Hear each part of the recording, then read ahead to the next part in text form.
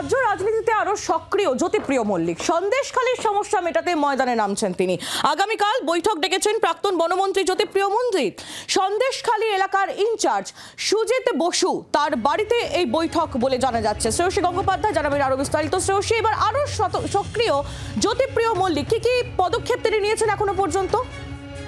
দেখো, তোমাকে যেটা জানিয়ে রাখছি যে জেল থেকে বেরোনোর পরে আমরা দেখেছিলাম যে কার্যত তিনি তার নিজের যে বিধানসভা যে ক্ষেত্র, সেই ক্ষেত্রতেই মূলত রাজনৈতিক কর্মসূচির সঙ্গে যুক্ত হয়েছিলেন।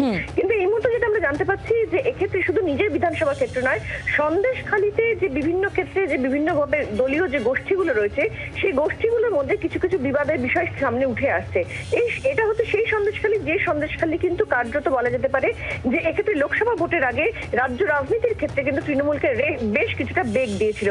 ফলে সেই জায়গা থেকে দাঁড়িয়ে আমরা জানি যদিও সেক্ষেত্রে লোকসভা ভোটে তৃণমূল সন্দেশখালী যে লোকসভা অন্তর্গত, সেই লোকসভা থেকে তৃণমূল জিতেছে, কিন্তু তারপরে আমরা জানি তারপরে মমতা বন্দ্যোপাধ্যায় তিনি সেখানে গিয়ে প্রশাসনিক সভাও করেছেন, সেখানে গিয়ে পাবলিক ডিস্ট্রিবিউশন প্রোগ্রাম করেছেন। কিন্তু তারপরেও যেটা দেখা যাচ্ছে যে সন্দেশখালীতে বিভিন্ন ক্ষেত্রে দলের মধ্যেও কিন্তু বেশ কিছু সমস্যা তৈরি হচ্ছে।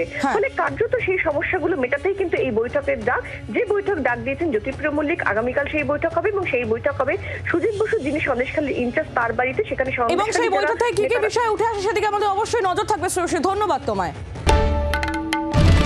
বাংলার আওয়াজ, বাঙালির আবেগ, জি 24 ঘন্টা।